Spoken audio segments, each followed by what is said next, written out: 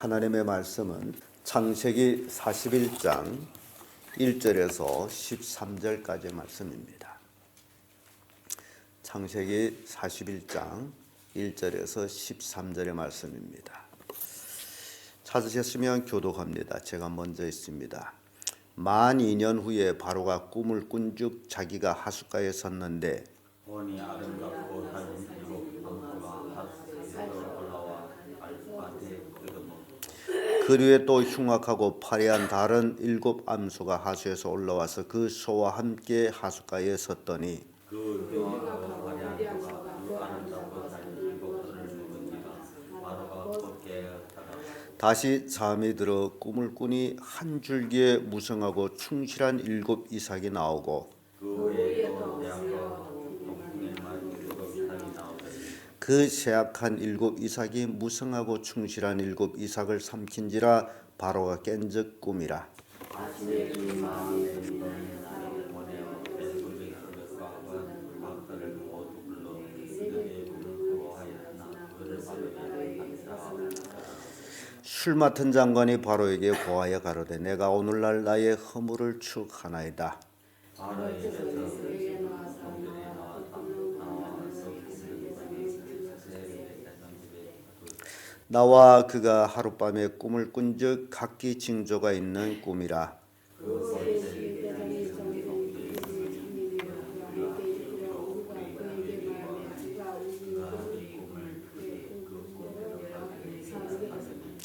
그 해석한 대로 되어 나는 복직하고 그는 매여 달렸나이다.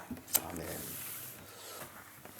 이 말씀으로 하나님의 주권 이런 제목으로 말씀을 나누겠습니다. 요셉 하게 되면 꿈의 소년, 꿈과 갈라놓을 수 없는 사람이 바로 요셉입니다. 그는 꿈 때문에 고난을 받았고 또 꿈을 해몽함으로 인해서 또 영광을 얻는 아주 참 고난과 영광이 함께 꿈으로 인해서 이루어지는 모습을 봅니다. 그래서 요즘은 그런 말이 있습니다. 고난이 없이는 영광도 없다. 많은 사람들이 고난 없이 영광만 얻기를 원하고 있는데 실은 고난 없이는 영광이 있을 수가 없습니다. 우리 주께서도 고난을 통해서 영광을 얻으셨습니다. 요셉도 마찬가지예요. 꿈을 통하여서 고난을 받고 꿈을 통하여서 영광을 받는 그 모습을 봅니다. 이 모든 것이 하나님의 주권이라는 얘기입니다. 요셉은 비록 고난 속에 감옥에 갇혀 있었고 그러나 그는 꿈을 잃지 아니하고 늘 소망 중에 있었던 모습을 봅니다. 그래서 감옥에 갇혀 있는 떡장관, 술장관 그들에게 꿈을 해몽해 주고 득이하면 나를 기억해 주십시오 라고 부탁을 했지만은 술장관은 복직하고 바로왕을 섬기면서 일절 요셉의 말을 하지를 않습니다. 그 원인이 바로 우리가 이제 읽었습니다. 9절의 말씀 보면 술 맡은 장관이 바로에게 고하여 가로되 내가 오늘날 나의 허물을 추억하나이다. 이 술 장관이 요셉을 일절 이름을 거론하지 아니한 원인은 자기 허물 때문에. 얼마나 그 감옥에 들어가 있는 것이 수치스러운 건데 거기에 갔다라는 자체부터 전체를 잊기를 원했던 것이 술 장관입니다. 그러나 하나님이 그가 잊고자 해서 잊어지는 것은 아니라는 것을 또한 우리에게 보여주는 것은 바로 이 바로 왕이 2년 후 술장관이 복직한 지 2년 후라는 얘기죠. 그러니까 2년 동안 술장관은 요셉을 까맣게 잊고 살았다는 얘기예요. 2년이 지난 후 바로 왕이 꿈을 꾸는데 하룻밤에 징조 있는 꿈을 두 가지 모습으로 꾸죠. 그 처음은 아름답고 살진 일곱 암소가 하숫가에 갈밭에서 꼴을 먹고 있는데 또 봤더니 흉악하고 파래한 일곱 암소가 또 갈밭에 있었고 그러더니 이 암소가 흉악하고 파래한 암소가 그 아름답고 살진 암소를 다 먹어버렸어요. 이 소가 소를 먹는다는 것은 이게 불가능한 거거든요. 굉장히 신기한 꿈을 꿨어요. 그래서 깜짝 놀라가지고 아마 바로도 놀랐어요. 그 소는 초식 동물이 어떻게 소를 잡아먹을까? 그래서 깜짝 놀랐을 겁니다. 그래서 깼다가 다시 꿈을 꿨는데 한 줄기에 무성하고 풍성한 일곱 이삭이 있는데 또 세약하고 동풍의 마른 7 이삭이 또 보였어요. 근데 그 마른 7 이삭이 세약한 7 이삭이 충실한 7 이삭을 다 먹어버렸어요. 기가 막힌 꿈이에요. 그래서 아침에 일어나서 번민을 합니다. 바로는 도무지 그 꿈의 의미를 알 수가 없어요. 뭐 징조가 있는 꿈은 분명한데 알 수가 없어요. 그래서 번민한 거예요. 이 창세기 참 재밌는 것은 바로 이 꿈의 이야기를 요셉을 통해서 하면서 우리에게도 분명한 꿈을 가지도록 가르치는 그런 교훈도 있습니다. 바로 왕이 꿈을 꿨는데 해석할 길이 없어요. 꿈 얘기가 성경에 여러 번 나옵니다마는 예수님 당시에도 마리아가 임신했을 적에 천사가 요셉에게 현몽해가지고 지시하는 대로 요셉이 움직였던 모습을 또 보죠. 예수님의 부친 요셉. 그래서 이러한 모든 것들을 이렇게 꿈을 통해서 우리에게 보여주는 것들은 하나님의 주권이 있다라는 것을 가르쳐주고 있습니다.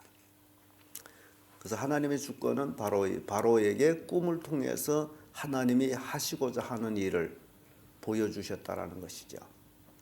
그래서 그 다음날 바로 왕은 애굽의 술사들 또는 박사들 모든 그 분야에 아는 사람들은 아마 점술가들까지 다 불렀겠죠. 애굽에 유능한 사람들이 참 많아요. 모세 때를 보게 되면 엄청난 사람들이 많아요. 모세과 같이 지팡이로 뱀을 만드는 사람들도 있었어요. 그러니까 굉장한 술사들이 많아요. 그들을 다 불러놓고서 꿈을 해몽하라는데 그들도 이 꿈이 무슨 뜻인지 알 수가 없어요. 해석을 못합니다. 왜 해석을 못하느냐? 하나님의 주권에 있기 때문에 해석을 못하는 거예요. 다니엘 4장 7절의 말씀 보면 박수와 술객과 갈대아 술사와 점장이가 들어왔기로 내가 그 꿈을 그들에게 고하였으나 그들이 그 해석을 내게 알게 하지 못하였느니라. 다니엘 때도 느부갓네살 왕이 꿈을 꿔가지고 여기에 술객들, 박수들, 뭐 술사들, 점장이들 다 불러다 놓고 꿈을 해몽하라는데 할 수가 없어요. 하지를 못해요. 다니엘 2장 27절 28절에 봐도 다니엘이 왕에게 대답하여 가로되 왕이 물으신 바 은밀한 것은 박사나 술사나 박수나 점장이가 능히 왕에게 볼 수 없으되 오직 은밀한 것을 나타내실 자는 하늘에 계신 하나님이시니. 느부갓네살 왕이 꿈을 꾼 것을 이게 세상 술사들이 박사들이 해몽할 일이 아닙니다. 그것은 은밀한 하나님만이 하실 수 있습니다. 다니엘은 분명히 얘기하고 또 우리는 창세기 40장 8절에도 요셉이 똑같은 얘기합니다. 해석은 하나님께 있지 아니하나이까. 꿈의 해석은 누구에게 있다고요? 하나님께 있는 거예요. 하나님께서 꿈을 주셨으니 꿈도 하나님에게 있다라는 것이에요. 해석은. 사람이 꿈을 주지 못했기 때문에 사람은 해몽할 수가 없다. 그래서 해석할 수 없는 이 술사 또는 박사들. 여기서 우리에게 교훈하는 게 있습니다. 세상 학문 한계가 있다라는 것을 가르쳐주고 있어요. 그래서 사도 바울은 세상 학문을 초등학문이라고 얘기하고 있습니다. 그런데 오늘날 우리 많은 부모님들이 자기 자녀들을 고등학문인 성경을 가르칠 궁리를 안 하고 초등학문을 잘 배우라고 자꾸 공부 잘해라 이런 얘기를 하고 있는 모습을 봅니다. 여러분 진정 신앙인이라면 정말 성경을 잘 할 수 있도록 가르쳐야 돼요. 제가 저희 아버지에게 감사한 것이 있다면요.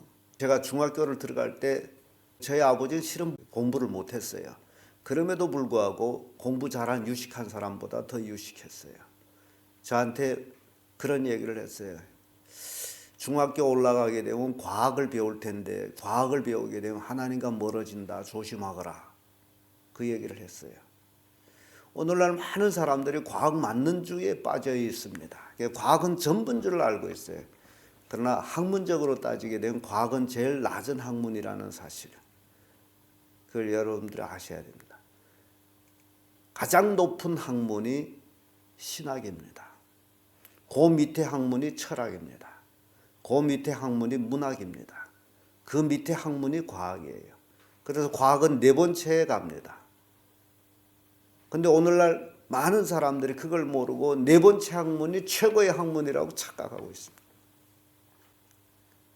우리 부모된 자들은 자녀 교육에 있어서 하나님을 잘 공부하도록 성경 말씀을 잘 배울 수 있도록 유도해 줘야 돼요. 그게 자녀가 훌륭한 자녀가 되는 과정입니다. 여러분 요셉을 보세요. 요셉에 대해서 뭐 공부했다라는 기록이 없습니다. 그때는 학교가 없는가 봐요. 공부했다는 게 없어요. 그럼에도 불구하고 요셉처럼 지혜로운 사람은 없었어요.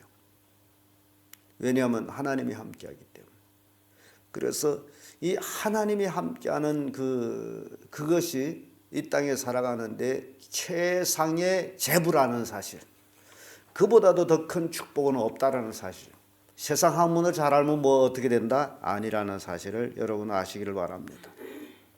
그래서 해석은 하나님께 있다. 꿈을 하나님이 주셨으므로 하나님이 해석한다. 끝으로 우리가 살펴보게 되면 요셉을 청가하는 술장관을 보게 됩니다. 9절에서 13절의 말씀이죠. 술장관이 바로에게 고하여 가로되 내가 오늘날 나의 허물을 추억하나이다. 바로께서 종들에게 놓아서 나와 떡 굽는 장관을 시위대장의 집에 가두셨을 때에 나와 그가 하룻밤에 꿈을 꾼즉 각기 징조가 있는 꿈이라. 그곳에 시위대장의 종된 히브리 소년이 우리와 함께 있기로 우리가 그에게 고하며 그가 우리의 꿈을 풀되 그 꿈대로 각인에게 해석하더니 그 해석한 대로 되어 나는 복직하고 그는 매여 달렸나이다. 지금 이게 몇 년 전의 얘기예요? 2년 전의 얘기예요. 그러니까 술장관은 2년 동안 자기 수치를 감추기 위해서 껍벅 그 소리도 내지를 않았다가 바로왕이 박사들, 술사들, 점장이들 모든 사람들 불러다가 꿈을 해몽하라는데 꿈을 해몽하지 못해가지고 왕이 고민하고 있으니 차마 자기 허물이 된 일이지만은 왕을 위해서는 더 이상 입을 다물고 있을 수가 없어서 그 얘기를 하는 거예요. 그래서 요셉을 청가하는 겁니다. 결과적으로 요셉이 말한 그대로요. 득이하시면 저를 기억해서 이곳에서 빼내 주십시오라는 말과 같이 술장관이 그 일을 하고 있어요. 그래서 이런 과정을 우리가 보면서 요셉이 형들한테 팔려가지고 애굽으로 가서 시위대장 보디발의 노예로 있다가 그의 처에 모함을 받고 감옥에 들어갔고, 그리고 지금 감옥에서 다시 새로운 또 인생이 시작되는 그 과정을 우리에게 보여주는데, 보디발을 만났고 술장관을 만났고 이제 누구를 만나요? 우리는 내일에 그걸 보게 되죠. 바로왕을 만납니다.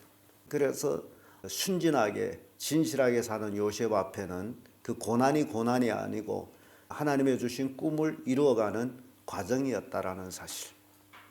그래서 우리가 신앙생활하면서 우리는 알지 못하지만 결과를 아시는 분은 하나님이시에요. 우리는 지금 현재 내가 어떤 어려움을 당하고 뭐 어떤 근심이 있고 그 결과에 대해서 모르지만은 그 결과를 아시는 분은 하나님이시에요. 그러나 우리는 모르지만은 지금 우리가 알 수 있는 것이 딱 한 가지가 있어요.